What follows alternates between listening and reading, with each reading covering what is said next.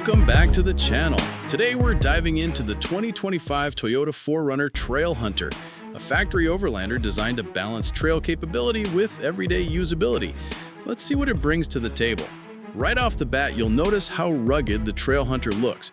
Bronze wheels, wider stance, lifted suspension, and a distinctive high inlet snorkel crawling up the A-pillar.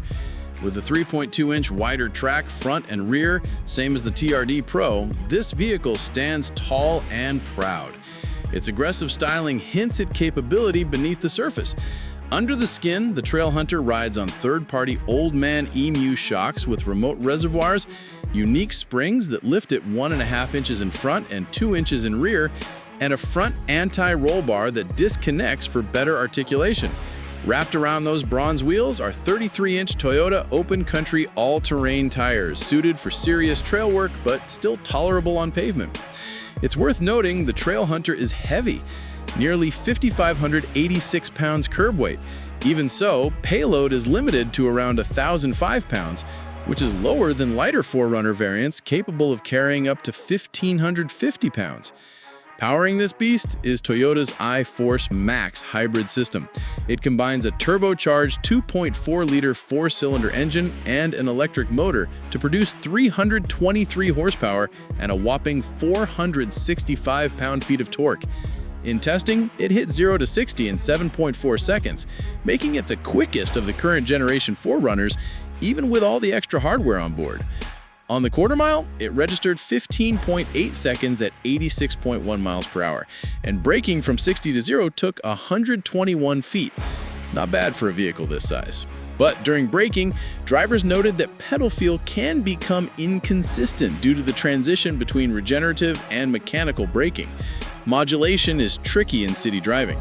In corners and on the skid pad, the Trailhunter delivered 0.72 Gs of lateral grip. That number isn't class-leading, but what's impressive is how composed this SUV feels at its limits.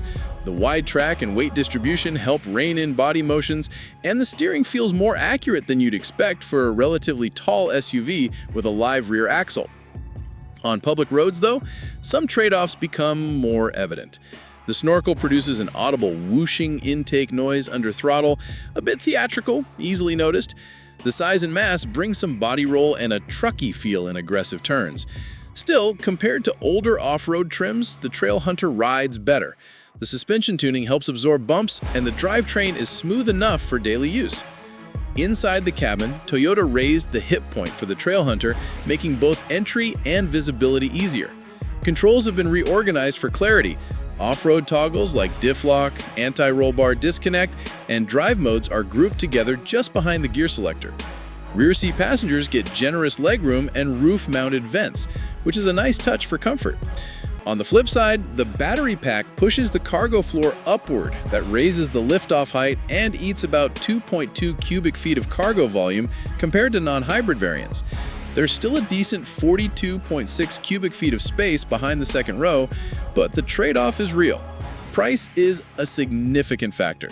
The base Trailhunter starts near $68,895, and the test unit came in at $70,307. That's a premium ask, but buyers get a fully equipped overlanding SUV from the factory rather than building it in their garage. Overall, the Trailhunter succeeds at what it sets out to do. It's rugged, capable, and surprisingly livable for how heavily outfitted it is. Sure, there are compromises in weight, noise, and cargo layout, but for buyers who want a turnkey overlander straight from the showroom, this is one of the strongest options you can get in 2025. So, would you take this Trailhunter off the lot to the dirt, or would you build your own rig instead? Let me know down in the comments, and if you enjoyed this review, don't forget to hit like and subscribe for more off-road adventures and vehicle first tests.